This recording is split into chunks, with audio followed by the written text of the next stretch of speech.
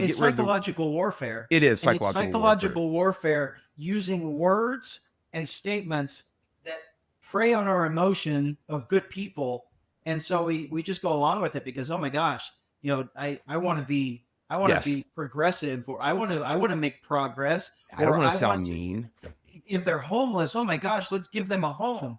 Hmm. It's nuts. We've been lied to so much and manipulated so much. I think that's the movement in California where people are done.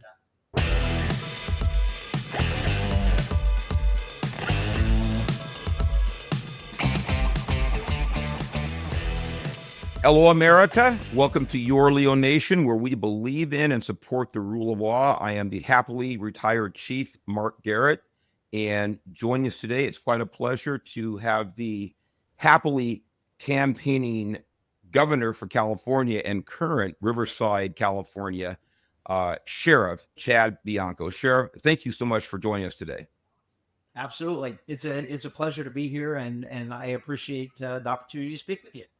Well, the feeling's mutual. We were talking before we went on air here about where you work and where I did work there, and you're a little ways east of where I spent my 30 years in Los Angeles County, and you have quite a territory in Riverside County. And I know you started your law enforcement career in the San Bernardino Sheriff's Academy. Is that correct? I did. Back in '93, it was extremely rare that agencies were hiring. And if you wanted a law enforcement job, you put yourself through the academy, and then you got picked up after. My whole class, it was the first class in San Bernardino history that did not have a deputy in it. And so it was, there were 36 of us that graduated. Five were from Ontario, one was from Montana, and the rest of us were all pre-service. Isn't I that think we had, something? right before graduation, one got picked up by San Bernardino PD, but the rest was pre-service. And then you got picked up by Riverside County. Yeah, right after graduation, Riverside County picked me up, and I started the jail. Did a couple of years in jail before I went out to patrol. That was common back then. That's just how it works with the sheriff's department. Well, we've changed that now, but back then, you went to the jail, you worked spent your time in jail, and then transferred out to patrol. Well, I do want to talk about a little bit about your time, through the ranks and to where you are with Riverside. But you just said something I wasn't aware of. You said that the deputies there don't spend time in the jails first when they come out of the academy. Tell me more about that.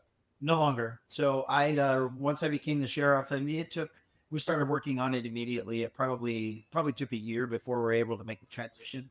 But all of the deputy sheriffs that were in corrections all got transferred to patrol, and now there's an entire career path in corrections that are correctional deputies that are still considered non-sworn, even though some of them are being sworn for armed positions and things like that. But we have a career path in corrections, and then the normal deputy sheriff of patrol that would be out within our communities, but only on special occasions. We still there are personal issues that if we can accommodate someone by giving them a set schedule inside of jail, we will do that, especially for injuries or for just personal issues in their family life or something like that. But in general, sworn is no longer assigned to the jail. It's our corrections division. This is interesting to me because, and I'm glad you didn't mention it before we went to the air, because I kind of like hearing it like the audience does. I have heard of considerations or attempts or plans of other sheriff's departments to bifurcate the custody and patrol, and the reasons why, and the reasons why not to do it. So what was your reasoning for the bifurcation? By the way, I'll tell you right now, I like it. Now again, it's all I knew. I came right out of the academy, you go right into patrol with your your first and second and third and fourth FTO. So why did you do this with the sheriff's department, which I'm all for?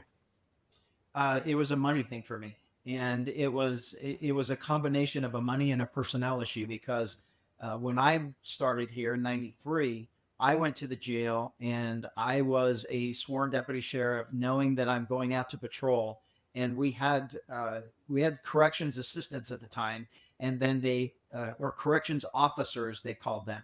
and they wore different patches and everything else, and it was a major issue. But shortly after I got hired, a law changed, and Riverside County was granted permission by the state to have correctional deputies, and so we transitioned the correctional officers into correctional deputies with the intent in 1994, I believe, to make that transition. But the 4 sheriffs later, no one had never done it. Yeah. And so for me, the biggest thing was, well, I don't want to say biggest because both of them were major issues in their own right. So one's not more important than the other. Number one, it's a cost savings thing because you have sworn deputy sheriffs that make more than correctional Yep. deputies. Mhm. And if you have them in the same environment doing the same job, but one of them is making more than the other, Mhm. it created a big animosity of between correctional deputies and sworn deputies, because the sworn deputies had the idea of, I'm leaving.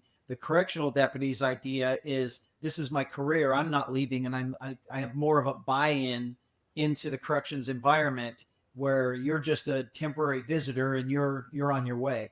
So there was a personnel clash, and then there's also that major clash of being able to save millions and millions and millions of dollars, tens of millions of dollars per year, just by having the same class of deputy in corrections, and then put the patrol officers back in the street, truly where they belong. And the argument, and I was torn, because it was coming into this job was a major culture shock for me. The criminal element was a culture shock for me. So working in the jail, I mean, it was extremely beneficial to me, because I learned that criminal element, and I learned how they think and how they talk, and how to get along with them, and that whole, how do you deal with this criminal element when you're out in a controlled environment, and then when you get out on the street, it makes you more successful, or at least more easy, in an open environment, how you get along and how you protect yourself. So it was certainly valuable for me. But in the end, I had to really tell myself, there are highway patrolmen and there are police officers that have never worked at jail, and they are perfectly capable of doing this job, as they, from straight from the academy. So I can't say that one is better than the other. Certainly, they're one-offs. It's better for some people, and it definitely helped me. But you can't say that we have to do this because of this, because there's too many police officers and highway patrol officers that have never had that are perfectly capable, and it works. So it was kind of a no-brainer for me, with solving that personnel issue, saving tons of money, and then really being able to put in, on the backside, we were able to put a few hundred more people on the street. So it was a no win or a no lose Right. situation all around for us. We won on every aspect. It has its growing pains. So how you say about, people are thinking of doing it, we didn't. I'm not a fan of dragging things on and having meetings to have meetings to have meetings. And it was like, look, we know we have to do this, so let's just rip the Band-Aid off and do it. And then knowing that if we cause problems along the way or come into obstacles, we just have to identify them and fix them. And we've certainly we did that. So for anybody out there considering it, the corrections personnel have a far better understanding of the rules, regulations, policies, and procedures of the jail than sworn does. And it was because sworn is temporarily there and they're gone. Mhm. And these people have been doing it for years, where a deputy is only going to be there from 2 to 5 years at the absolute most. 5 is pushing it. That's too long. And so you have a lot of people that just didn't have that knowledge. So the downside, even though they are more capable of running a corrections environment, the downside was the investigative aspect that deputies have over a corrections environment. So even just the different training in the academy, those deputies had more experience with how to write a police report or how to conduct an investigation, because the corrections environment had never had it. So our deputies in the jail were overutilized for 242 investigations and attempted murder investigations and drug investigations, those types of things that happen in the jail. And so when we ripped the Band-Aid off and separated all of them, we quickly realized we created a vacuum of a void in investigative experience in all ranks. So even if the deputy was inexperienced, there was always a sworn sergeant that had been a deputy for 15 years already that was able to direct those investigations and those issues. And it truly is a different train of thought when you're thinking about crime instead of admin. And so we realized that, and we ended up forming, I don't want to call it a task force, but it was a group of lieutenant, sergeant, and deputies that went back into corrections to train in investigations to the deputy staff, certain line staff, and then especially our sergeants and lieutenants on proper investigations of crimes. And we've been doing that for a year and a half now. And so we've got a really good handle on it, and I'm very, very proud of the deputies for realizing that there was an issue and wanting to take that extra effort to educate themselves on just how to conduct an investigation. But it was rough for a few months, but until we figured it out and got people back in there. But we're getting to the point now where we're going to start rotating that team out, and they'll be on their own.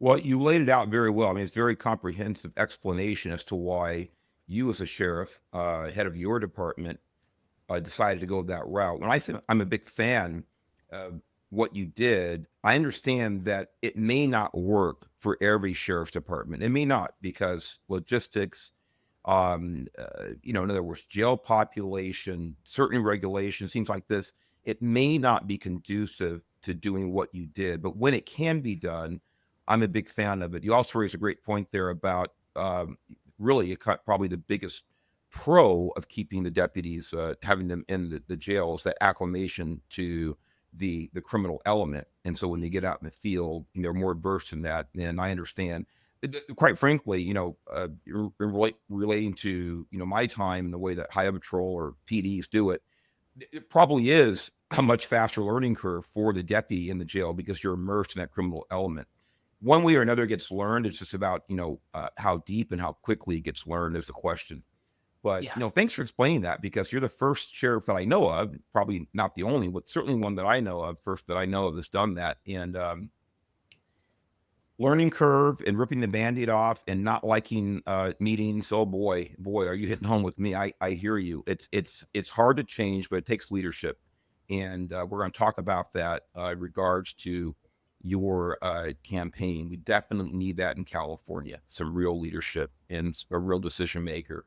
So tell me a little bit actually about, I mean, now, again, I know, but I do want to hear from your perspective and what the audience to hear about Riverside County. And I'm going to go ahead and seed it with this. Riverside County is very diverse, and like California is. So I'm kind of throwing you a softball, but I think it's important to talk about how this relates to kind of the macro of California and the environment in which you work now.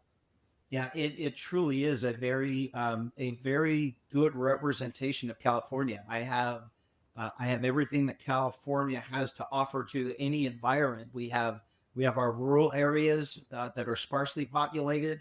We have our cities that are relatively big. We have several over 200,000. I mean, that may not be massive to some people listening, but it certainly is to here and to Southern California.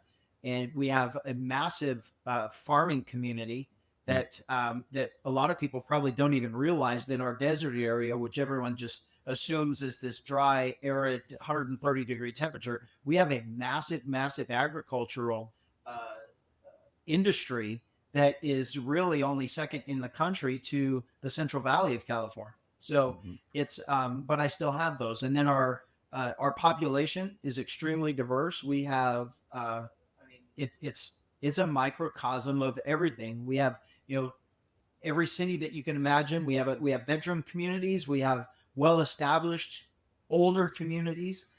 We have brand new communities and brand new cities, brand new incorporated cities that are starting to be massive. That have only been cities for a couple of years, and they're already over 100,000 people in their cities, and it's a lot of growth.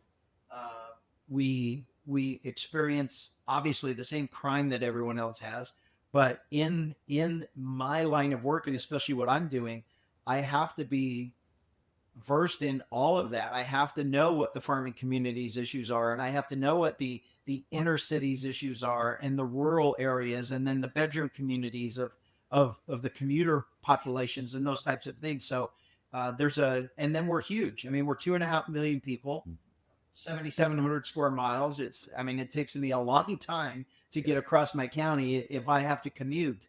And it's been very eye opening for me, it being the sheriff and realizing how big and diverse we are. We have a massive population of an immigrant community that is again representative of California, some a little bit more so than most other counties. So I love where I live and I love where I work, and I think we do a pretty good job here of assimilating within all of these communities and cities, and we have a very, very good reputation in our county.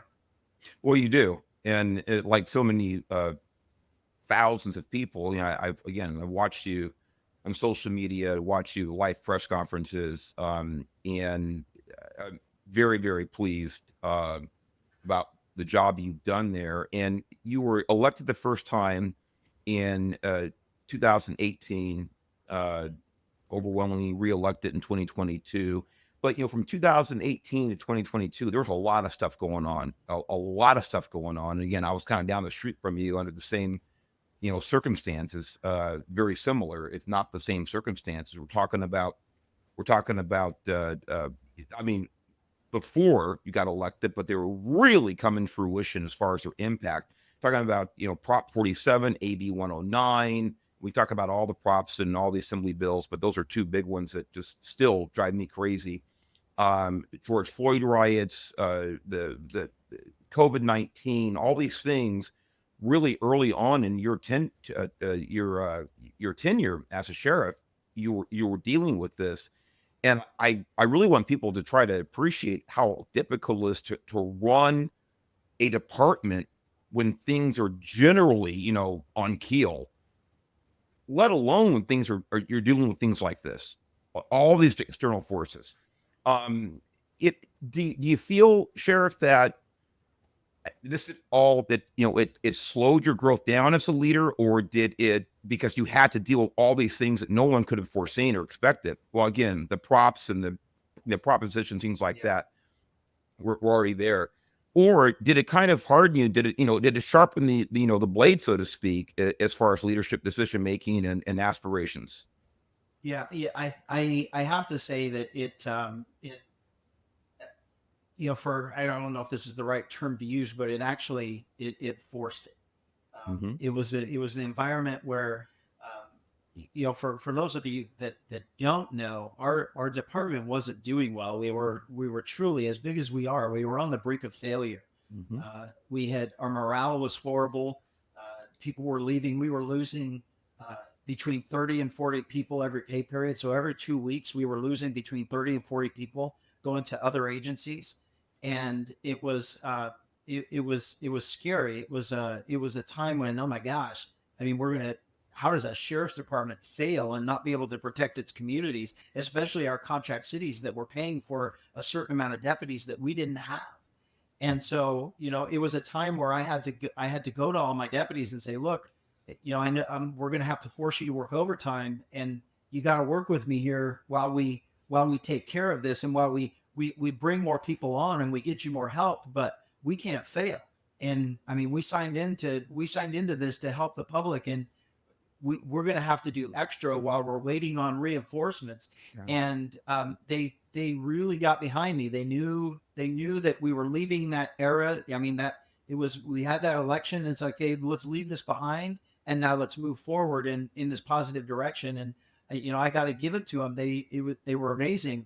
No one complained about the forced overtime with 6 days a week having to work 12-hour shifts, 10 and 12 hours or 16-hour shifts. And it was, we did it. We pulled through. And I've come across, I've added nearly 700 deputies in 6 years to our ranks. And let me interrupt you. Tell the audience what is the workforce size of the. So we've got 4,400 4,400 employees. roughly 1,000 of them are support staff, so clerical, payroll, accountants, things like that, and then the rest are deputies and correctional deputies. And so it's and we were 650 positions down when I took over.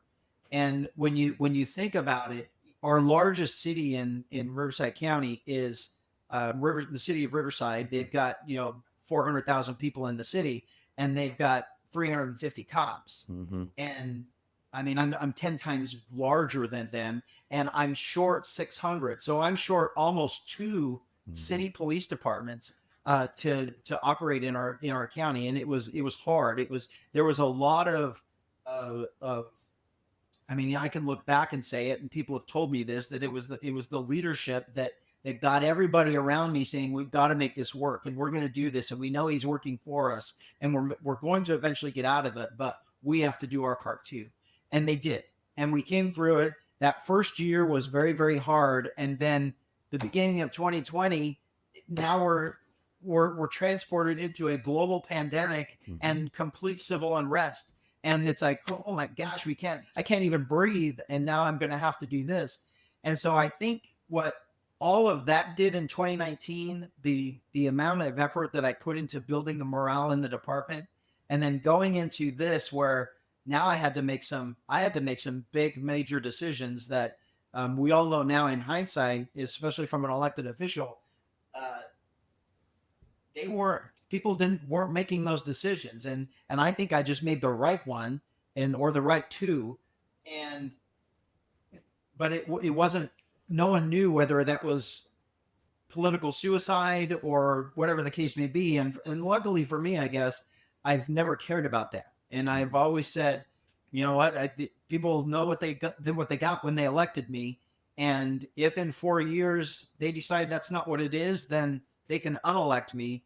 But this is who I am, and this is what I have to do. So I never once thought about negative repercussions of the decisions I made during COVID, or the hard stance I took toward the protests and the riots, or the riot tours, the violent protesters, the protests. I don't know. I don't know if I'm what you would really call me, but I certainly value the Constitution and our constitutional rights. And I like my First Amendment. I like my Second Amendment, and all the rest of them that go along with it that we have to deal with in law enforcement. But what we call that on this show, we call you a hero for Mark Garrett, because I feel the same way. Just so you know, I'm not blowing, and my audience knows this. I keep with me all the time here. This little pamphlet called the Constitution. And apologies for interrupting, but you did say something so important to me, I think, about being an elected official and what happened during the Summer of Love, and a little before that with the COVID outbreak. And really, the COVID wasn't the issue; it was the reaction to COVID by government. And that's what we have to keep in mind here. But when you looked around the country, you had some quote unquote law enforcement leaders, again, this specifically about George Floyd, the Summer of Love, that were kneeling to protesters and supposed, civil rights leaders and blah, blah, blah, blah, blah. And you had other people that were saying, and I won't use the language, but screw you, we're going to do what we have to do to ensure public safety. We don't care what you look like. We don't care where you're from. We don't care what you believe. All we care about is how you behave. The vast majority of those people, Sheriff, were elected sheriffs around the country. And the reason is, and you articulated a minute ago, because you are accountable directly to the people who elected you. You're not appointed. You can't be fired by, a commissioner, a governor, a mayor, a city council, a county board of supervisors. You are elected. And so you have the ability to do what you think is right on behalf of the people that elected you. So you said that, but it's so important to me. I've talked about it before in the show a long time ago. I just wanted to really emphasize what you said, and this is going to really fold into where you're headed from here. So with that said, go ahead. Yeah, it's being thrust into that position, and then being responsible and being looked at or looked toward by, at the time, 3,600 employees. That there was a lot of pressure, and it was a lot of, I mean, I can't say soul searching, but it was a lot of having to make quick decisions of what's the right thing to do. I mean, what should I be expected to do? What's the right thing to do?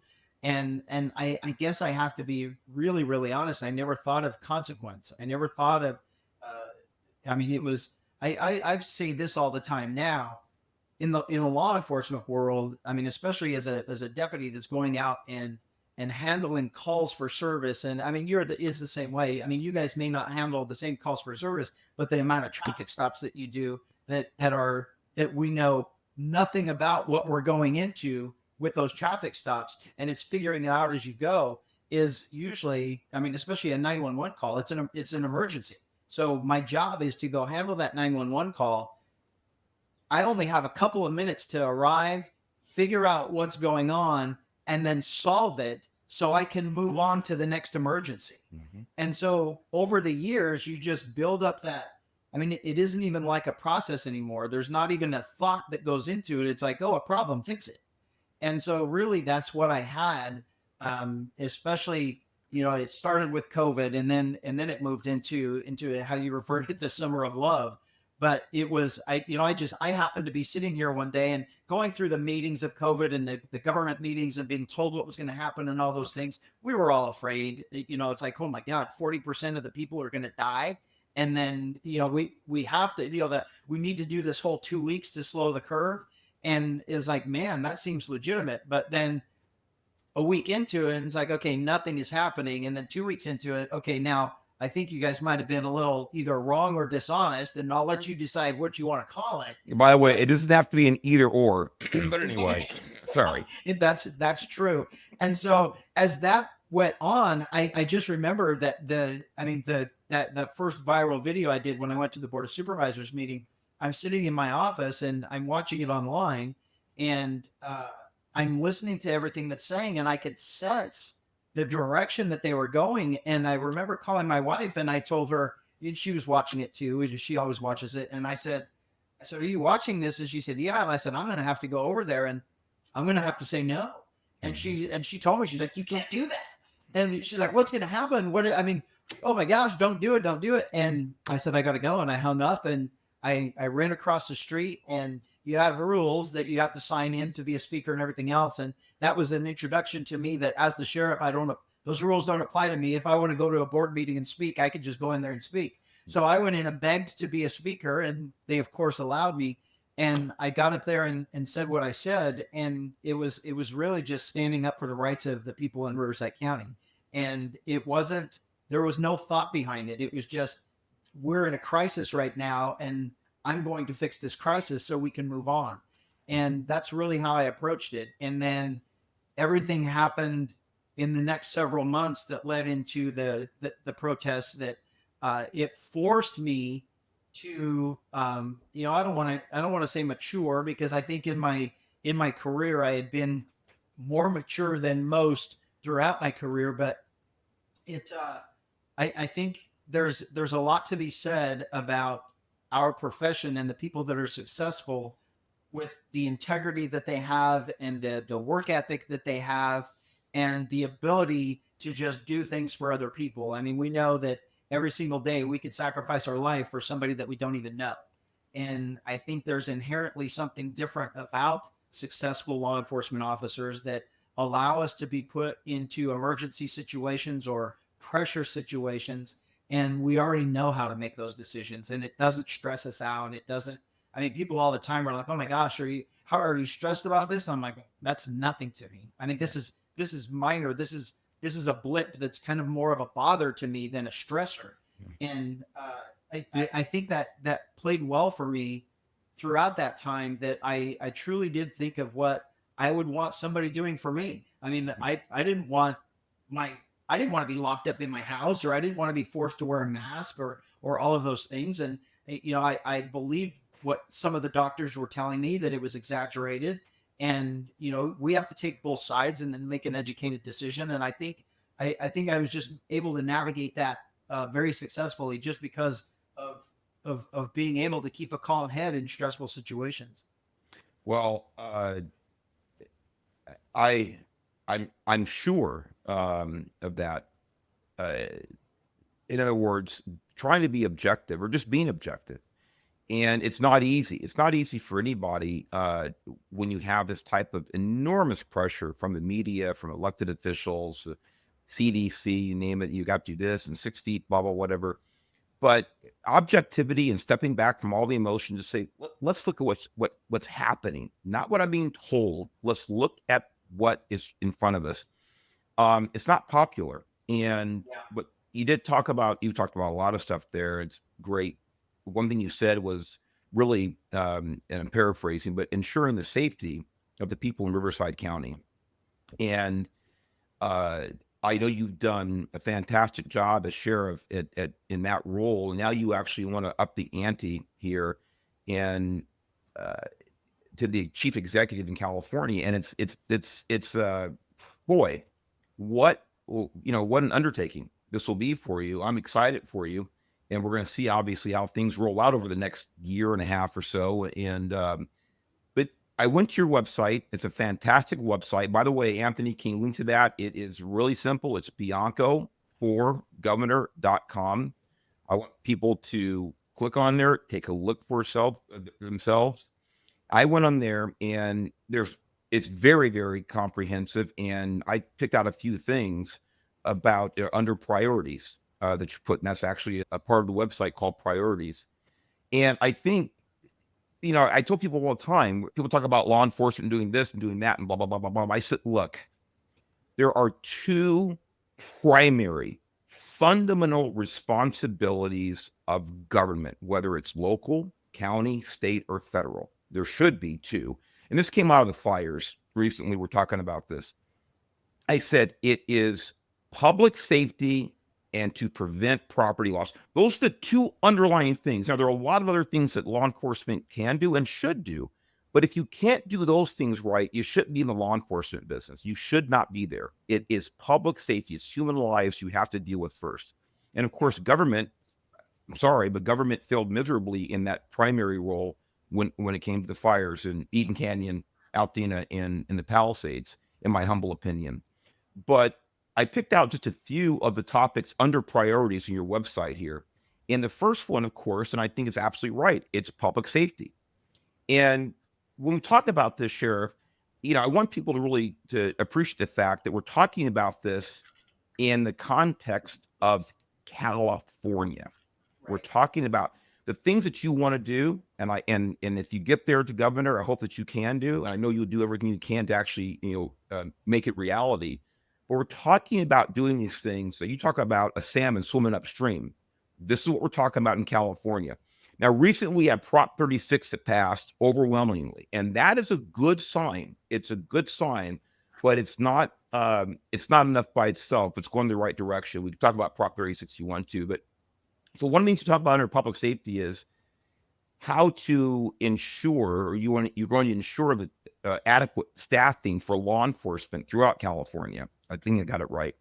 Yeah. And again, in the context of a supermajority Democrat, left-wing Democrat, progressive Democrat legislature, how as governor can you really work towards that goal as far as ensuring law enforcement, not just for the Highway Patrol, the state agency, but for county and local agencies? Yeah. So after I get elected, that is going to be the same mandate that we saw last year with Prop 36 passing of the.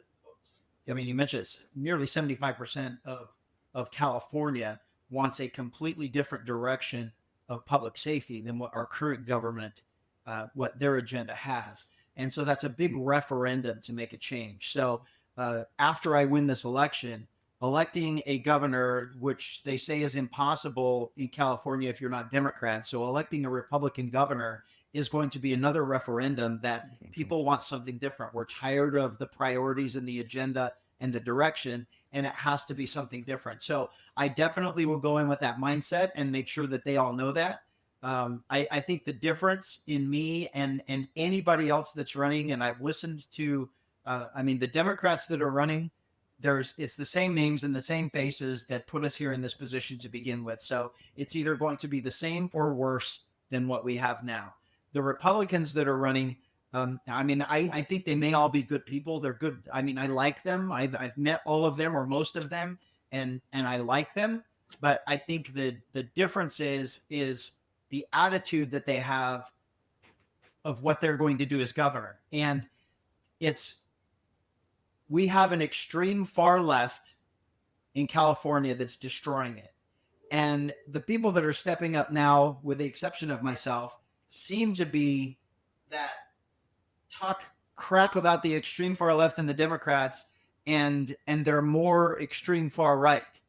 And that's not the solution for California. And I think the unique position that I have, being an elected official of a major sized county, one of the biggest ones we have, particularly one of the second largest sheriff's department that we have in the state, I have a different perspective of how to successfully navigate government. That my government is just as Democrat controlled as everybody else's. I've got a 4-1 Democrat board that I get along great with, because I'm very upfront and vocal and transparent, and they know it, and they know that they can trust me. They know that I'm not going to lie to them or BS them through something to try and trick them into something, because the integrity that I have, I mean, I'm just trying to do what's best for our constituents. And so I'm very successful here in every single other county department, even with other department heads, not because I'm fighting with, they all know I'm a conservative Republican, and I know that most of them are liberal Democrats, but we all get along great here. And I think that's going to be the difference of what I have to offer California, is that mentality, rather than we have to just get rid of all of the Democrats and now we're going to be a Republican state, Republican run state, and it's going to be my way or the highway. And I'm not going to approach it like that.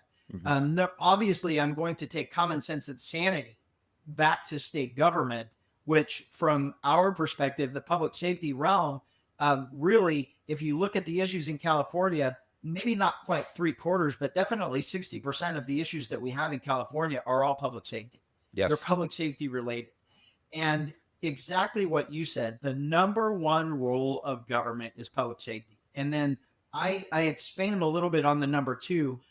It's exactly what you're saying, but I say it's infrastructure. Yeah. So the second role of government is the infrastructure. Do we have water? Do we have power? Can we fight natural disasters? Which kind of ties back into public safety, but we still need water. We still need the infrastructure to be able to fight those types of natural disasters, and energy. And I mean, the largest state in the country, and we go on week-long blackouts of electricity because we can't provide enough electricity to our residents when it's hot. It's embarrassing. It should be embarrassing. So you take the mentality and the common sense and the sanity back to Sacramento with, this is our priority, public safety. Infrastructure and energy has to be number two. I think education for me would be number three. And then there may be like 10 things tied for third, but definitely we have to get our priorities back in order. And then the mentality that I'm going in with, to which more than likely is still going to be a super majority, unless we can turn some seats and just have a majority. That would be nice. Yeah. But I still have to work with them, and I still will work with them. I think the difference is they know that I'm not afraid of controversy. They know I'm not afraid of confrontation, and they know I'm very vocal with the public.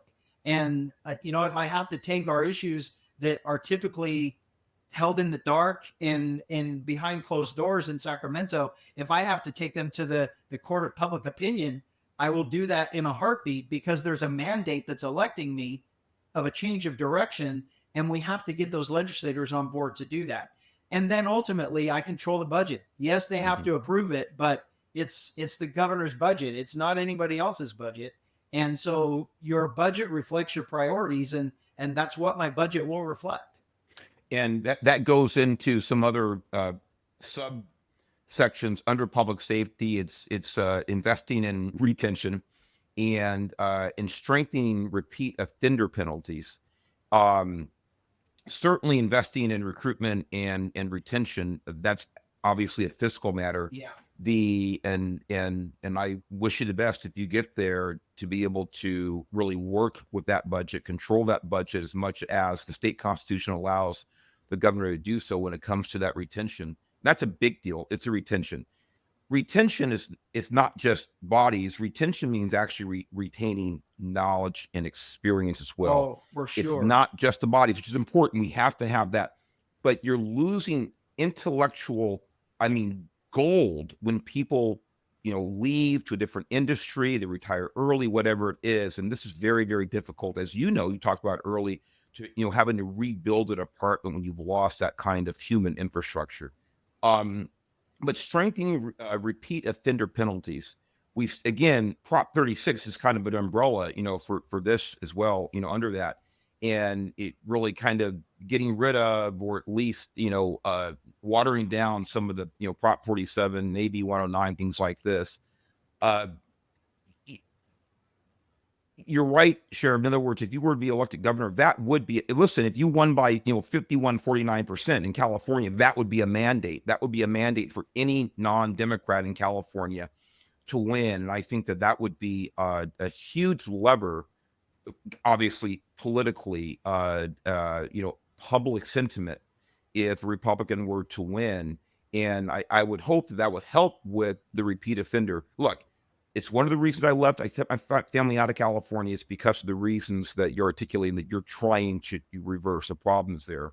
That's one of them. So I want to talk about that first because it's apropos. You were a public safety official. Public safety should be the first priority of any government in this country, local, county, or state. And I know it will be for you if you are so elected.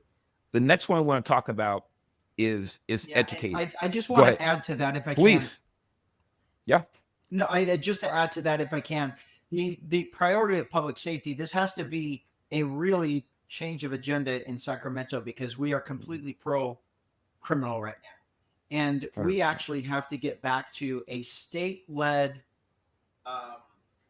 mission of enforcing the importance of public safety and the need for public safety. And we have to completely rid ourselves of this notion that cops are the problem and that defunding the police to use that money somewhere else is the answer, because we're seeing now that we know for an absolute fact, we have proof from all over the country that is not the answer, and that's not the direction of state government. So there will be a lot of, under my direction, knowing that 60% to 70% of our problems are public safety issues have to be funded for that. And it goes, it's to everything. It's Props 172, and it's the money that we've destroyed county jails and counties because of AB 109. Why are we not? I mean, those are mandates that they're supposed to be giving us a lot of money for, that they're not. And it just has to happen. We know there's bloat. We know there's waste in all different forms of government, and that all has to be stopped so we can, like you just said, we can take care of what the government priority truly is. And then if we have anything left over, then that's when you can work on those other social issues and things like that. But we have to fix the infrastructure. We have to fix the public safety, and then, rolling into the third and tied for thirds, start addressing those issues too, because the reality in California is we're kind of the worst at everything that we should be the best at. And the things that we should be the best at, we're nearly the worst. And by the way, and those have to be reversed. And I'll let you continue and I appreciate it. But a lot of the things that say 60 years I was in California. So I'll say it for these purposes. We are the worst at things we used to be the best at in California. And it's like, shouldn't we all, as Californians or former Californians or Americans, shouldn't we ask, why is California, talk about a segue, why is California last now in education when it used to be first? What went wrong? Before we get in there, to education, it's so important. But you used a phrase, pro-criminal, just a bit ago, that California is pro-criminal. The government there is pro-criminal. Not the citizens California, but the government is. And people say, oh, that's inflammatory talk. Oh, this is like, really? No, it's not. First of all, you don't have to be in law enforcement. You have to be a victim of crime a crime that you know could have been prevented if this person had still been in state prison for any of the 7 felonies that he had already committed. You don't have to be in law enforcement arresting the same person the same officer arresting the same person, say 3 times in 12 months, all for felonies, to believe that California government is pro-criminal. California government is pro-criminal. Now, we can say that maybe a lot of the people, some of the people, the majority of people, who are passing these laws, voting for those laws, whatever it is, writing legislation, are not overtly hoping that criminals will commit crime. I'm good with that. But we have to look at not intentions. We have to look at actions. And the actions out of California legislation are pro-criminal. All you have to do is watch the flash mobs for the last 5 years, and you will understand that California's policies are in support of criminal activity. And I think you want to chime in there, Sheriff. Go right ahead. Yeah, just to compound that, for those of you that are not in California, it is a verbally stated position in our government, in the Assembly and the Senate, that there will be no law passed if it adds a criminal punishment of jail time to anything. So nothing will be passed if it causes someone to go to jail. So you cannot tell me that they are not pro-criminal, because that is their verbally stated position. Is nothing like that will happen. They're passing bills that take away sentences, that reduce sentences, that allow people to, with life without the possibility of parole, that now they can be paroled. It is a sick and twisted version. They've used criminal justice reform as a sick and twisted version to push this agenda, because when a normal person hears the word reform, it automatically conjures up this vision of, man, things are broken, we need to fix them. And so they got us all to go along with it. But their version of reform, what was broken, is cops are bad and criminals are victims. And so they're trying to somehow even that out and say that the criminals were, because they were spanked when they were kids, it's okay that they raped somebody. I mean, it's bizarre. By the way, based on that reasoning, I should have been a mass murderer. And probably you too. And by the way, ironically, it's why you and I became law-abiding citizens and law enforcement officials. That's exactly right. You can't have a civilized society without a strict adherence to laws and punishment for criminal behavior that jeopardizes that civilized society. That's exactly right. A civil society. You have to have a civil society. Education. Talked about this. California going from number 1 to number last over my lifetime, and not my complete lifetime, fairly recently in the scheme of things. Now, again, like public safety, any governor who has the mindset that you do, common sense and public safety first, you're fighting California legislation, California legislators, policymakers, bureaucrats.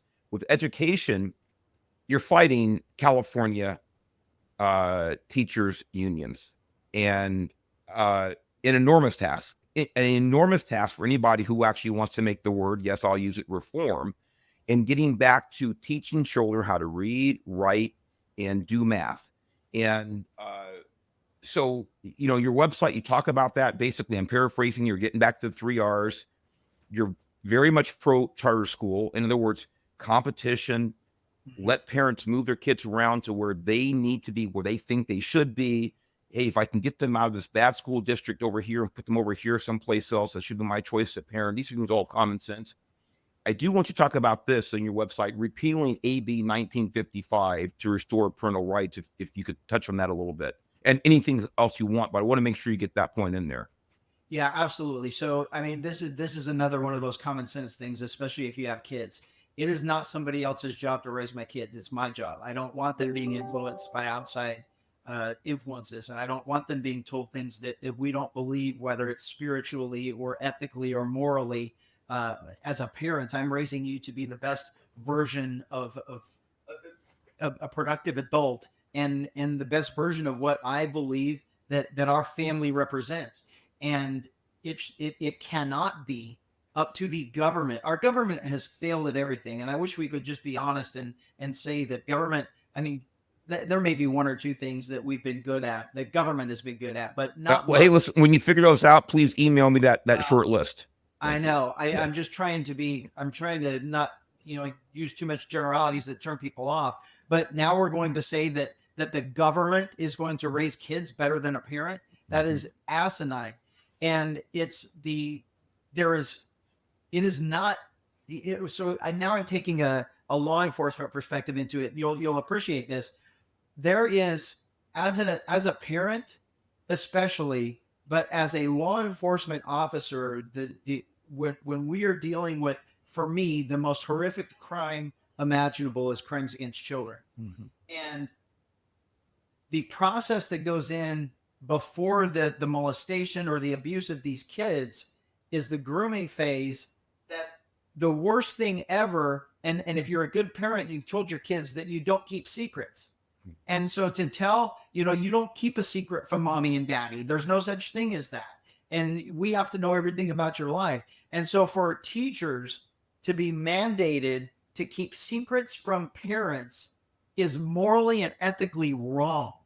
And to say that the government has that responsibility and these things about gender affirmation and all of these ridiculous things that defy common sense, government has to get out of the way. Parents are responsible for raising their kids. If they're going to abuse kids, and if we have to rescue a child from a dangerous abusive situation, then we can step in temporarily and rescue that child. But it is not the government's responsibility to raise a child. They're going to raise them horribly, just like they do everything else. And I absolutely will give parents that responsibility back, and make sure that's not something taken away from them. And then one of the things that you mentioned about schools, there are some fantastic public schools, but they're fantastic because they work hard at it. Right. And then there are other schools that we have to realize and know and be honest about that just don't care.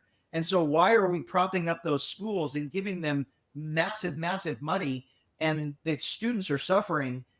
We should have choice, because that choice, Mr. Public School or Mrs. Public School, if you want all the students going there, you better have a great environment where parents want the kids to go there.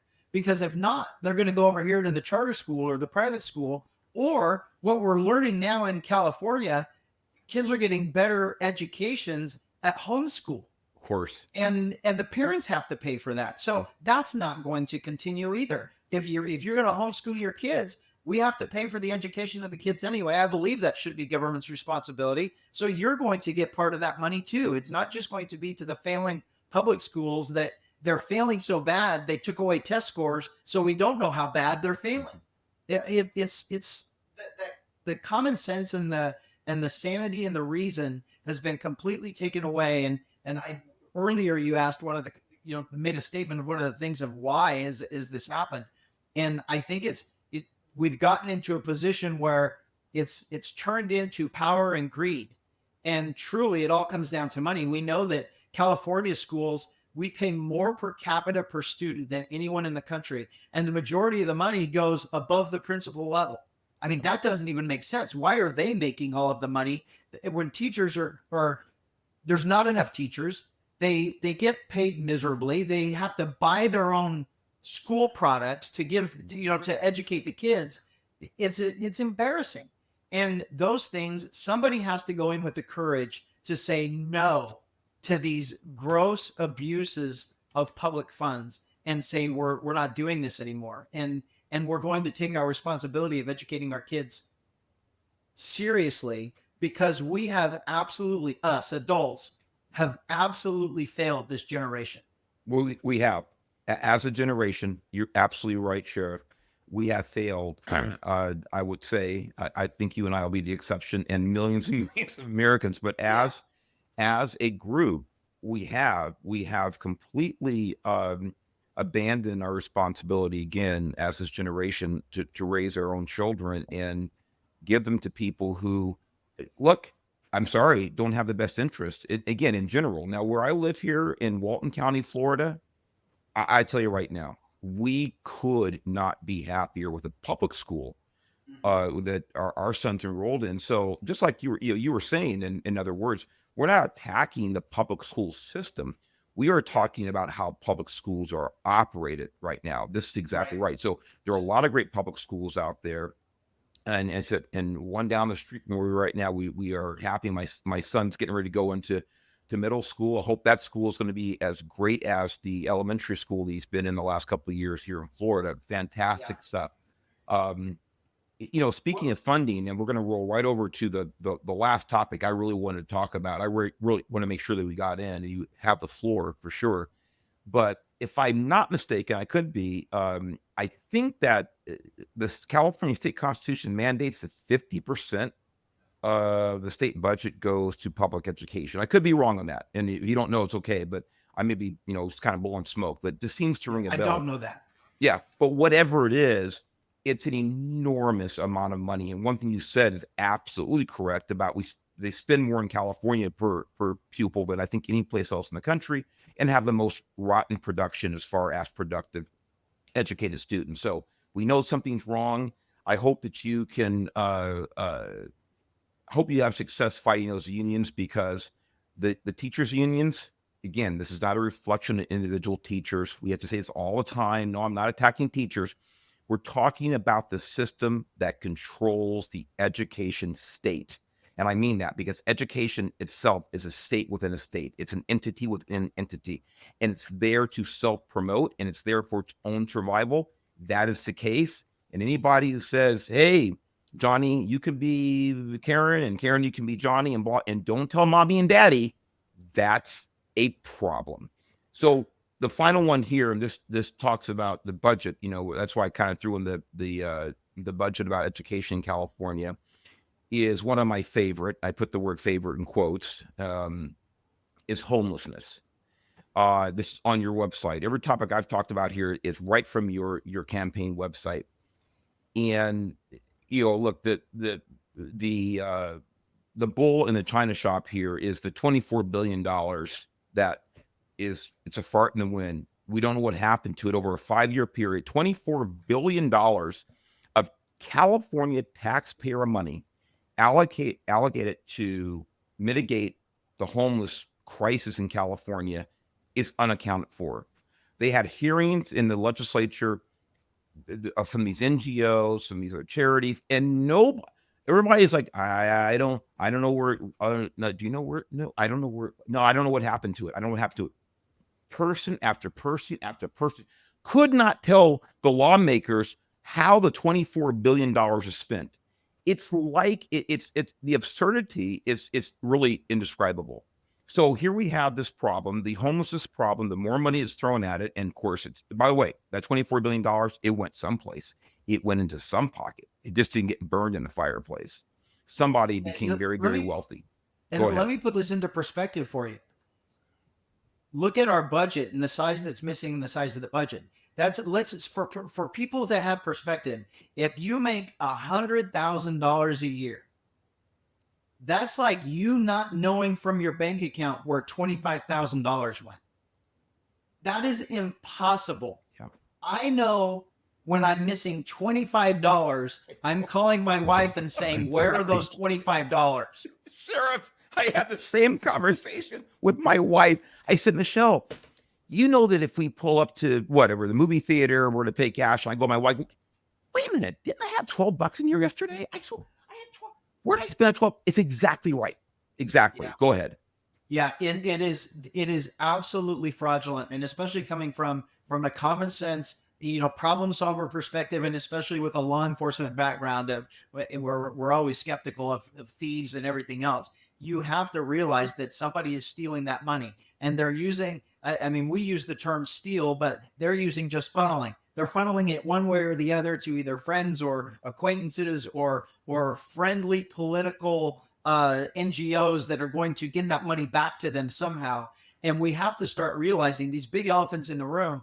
Stop the rainbows and unicorn world that you think you live in, and realize there's some bad things happening that are causing us all issues. And to say that we don't know where $24 billion went, I don't know how I don't know how Californians haven't stormed the Capitol and taken it over and just booted them all out, because that is just, I mean, it's the words, you can't even come up with a word. Is it embarrassing? Is it criminal? Is it all of these things that just shouldn't be happening? Well, And Sheriff, there's no fudging here on my part. In other words, if like in law enforcement, if you had to fill out a travel claim form or, whatever reimbursement, as an officer or deputy, or you're a manager and you are in charge of grant money from the federal government for DUI or for whatever it is, and then a year later you say, well, I don't know what I spent that money. It would literally be criminal. There would be a criminal investigation. Now, it may not have been criminal activity. It might have just been carelessness, to put it very mildly, ineptness, mismanagement, but there damn well would be a criminal investigation to find out if there was any malfeasance committed. yeah, So I'm not going to tiptoe around this is criminal. We can talk $24 billion that was earmarked to mitigate homelessness. We can't that find it. tripled It's criminal. Yes. Yes, and it tripled. exactly. And the problem only got worse. Yeah, and you don't want to accuse people of being criminals and everything else, but at some point we have to realistically look, and you and I are a perfect example here. We have good jobs, we got paid a good living to raise our families, provide for ourselves, and throughout life. My family has never really wanted. We didn't get everything we wanted, but we tried, and we've never. It's been good for us. I've been a government employee for 32 years, on a government salary for 32 years. I am not a millionaire. Explain to me how these career politicians right now, especially making less than me, I know what they make. The most they can make is 140,000 a year, That's right. roughly. So That's right. how are they multimillionaires? And yet we're missing billions and billions, probably hundreds of billions of dollars from our tax money that should be spent other places. And these things don't go together. And you have to eventually say, hey, if you're missing it over here, well, could it have come over here through the back door? And we actually have to start looking at that and saying, our government's broken. I believe the reason why I'm going to get elected is because the majority of the state is absolutely over the idea that it's okay that politicians lie. It's okay that politicians are corrupt. It's okay that they make these stupid laws because it doesn't affect me. We've got to the point where, okay, it's not okay anymore because now our lives are miserable here. Highest cost of living, highest taxes, nothing to show for it, government waste.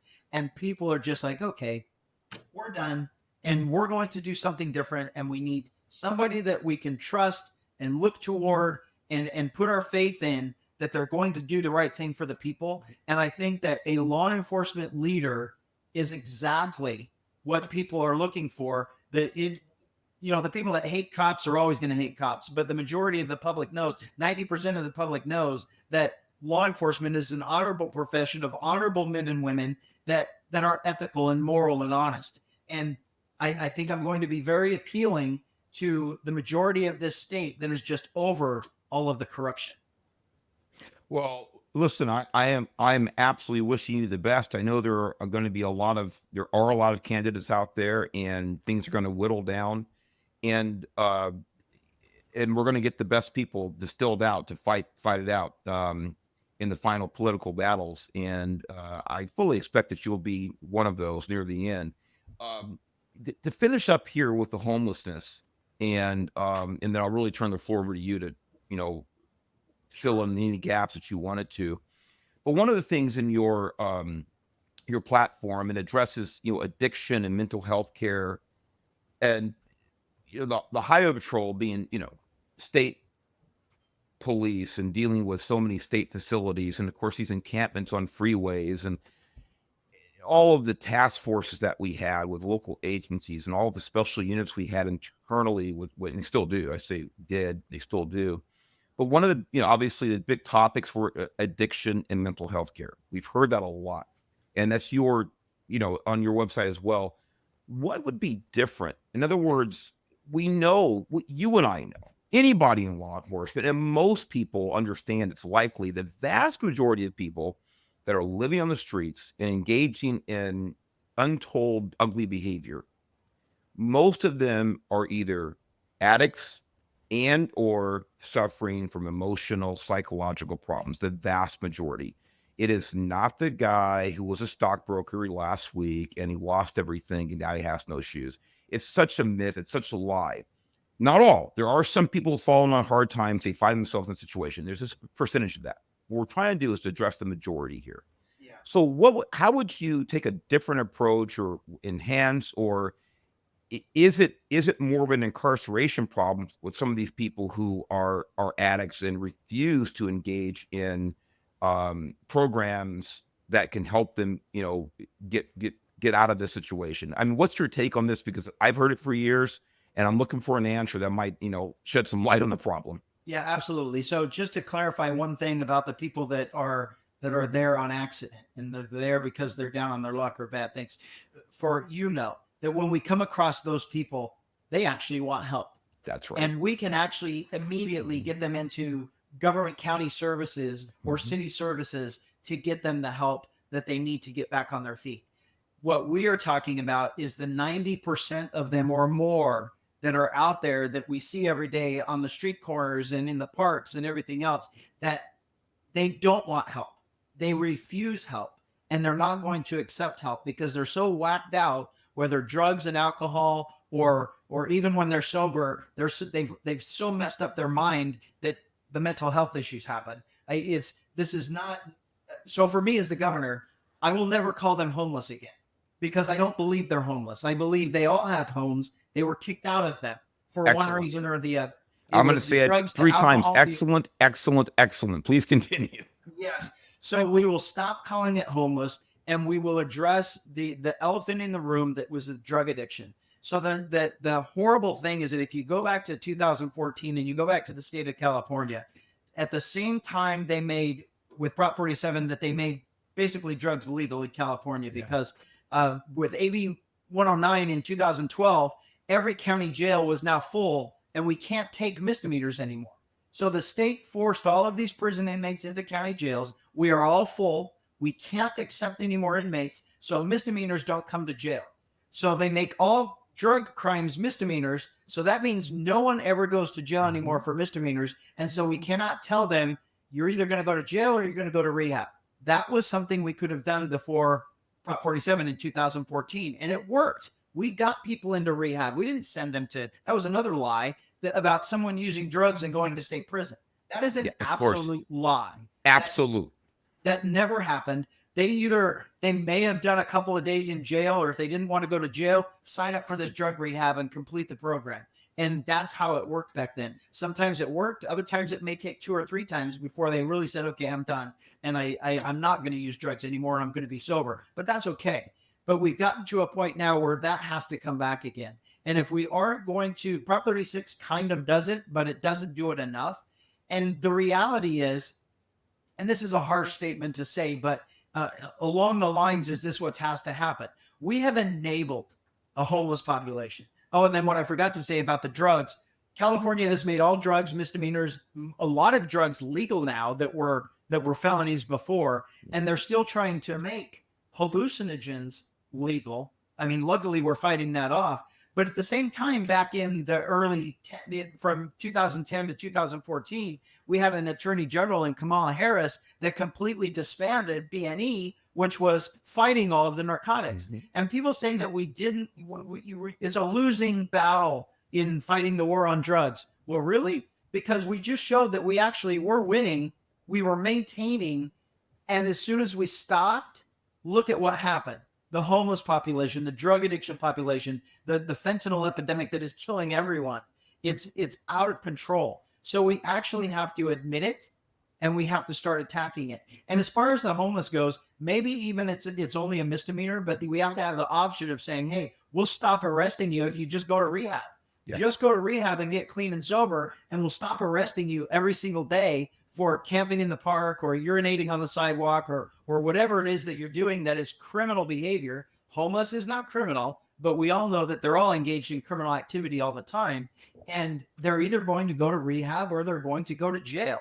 And it's as simple as that. We'll let them pick rehab And then hopefully we get them clean and sober, and then we get them as a productive member of society again, or back with their families that kicked them out because of the drug abuse and the mental issues. We have to realize that legalizing marijuana, the marijuana of today, is 20, 30, 40 times more potent than the marijuana that kids smoked when I was a teenager. Yep. I mean, it's not the same. It's, you went from a THC level of 2 to 6 to now they're trying to hit 40 and 60 and 80. And it's scientists are telling us that that high THC level causes mental illness. It causes psychosis. So we have a drug-induced psychosis that we are seeing out in public. We don't have a homelessness problem, and we need to start addressing it as such. Outstanding. Two things you said there. We're going to get rid of the word homeless. I love it. Absolutely. This is 100%, because we went from, when I was growing up, we went from, bum, and then we get transient and things like this. Maybe they were a little bit, pejorative, fine. And then we went to homeless, and then we went to the unhoused. In other words, the political, the world is always, the politically correct world, always trying to chase this situation with the most acceptable word. And, but to it's get rid psychological warfare. It is And it's psychological warfare using words and statements that prey on our emotion of good people. And so we just go along with it because, oh my gosh, I want to be, be progressive, or I want to make progress. I don't want to sound mean. If they're homeless, oh my gosh, let's give them a home. It's nuts. We've been lied to so much and manipulated so much. I think that's the movement in California where people are done. Well, I think you're right. I think people are done. It's a matter of if there are enough people are done. Yeah. And we will find out. The other thing you touched on there about, it's a losing battle, fighting drugs, blah, blah, blah. You hear this with one thing, and these are the progressives that are pro-criminal, are pro-homeless, are pro-drug abuse, all this. But, you never hear that phrase, it's a losing battle when it comes to fighting diabetes or fighting heart disease or fighting anything else. It's like, have we won that battle? No, but we've been fighting it since man's been around. We fight it because we should fight it, because we want to mitigate it. We want to slow it down as best we can. We may never win a particular battle, but if we do nothing, it's only going to get worse. And that's the mentality that we're dealing with in California. And I certainly hope the mentality that you are professing, that you're exhibiting here today, is going to end up in the governor's office. Again, I know there's other candidates out there, but we need someone like you. I'm very excited to have you on today. I'm going to be even more excited that when this thing gets whittled down, that you'll be willing to come back on as one of the final candidates, Sheriff. I'm very excited about you. I'm very excited about California. I'm an ex-Californian, but I'm cheering for California. I want California to win. I want California to be successful. The more successful, safe, and productive California is, the more of the same for the rest of this country. So you could have a big, big part in really American progress as far as that goes. Sheriff Chad Bianco, it has been a pleasure. It has been a privilege to have you on. I know you're a busy man. We hope to have you back here. And with that said, thank you so much. In fact, I'll give you the final word before we sign off. No, thanks, Mark. I just appreciate it. And I'm going to, all of you people that left and took your families and your businesses and everything else with you, my goal as the governor is to bring you all back home. So we're going to bring you back, bring businesses back. I came here for the California dream from another state. And I want to make sure that I do everything I can to make California that beacon of hope and prosperity for the rest of the country, like it once was when we were younger. And I don't think it's out of the realm of possibility. And I think it's just going to take a bold leadership stance to do it. And I'm up for the challenge. More power to you, sir. And listen, we just had a Walton County, Florida, where I am. We had a deputy sheriff shot and killed about 2 weeks ago here. The first one in about 100 years. You're probably aware. And my foundation here, the Leo Project, we're going to donate a hefty sum to the family. There are a couple of families involved here. It's a mixed family. And we're going to support as many of those members as possible. So for those of you who are listening, go to Your Leo Project, yourleoproject.org, and donate whatever you can. It'll help us to help other people. Sheriff Chad Bianco, Riverside County Sheriff, thank you so much. And we will talk to you again, my friend.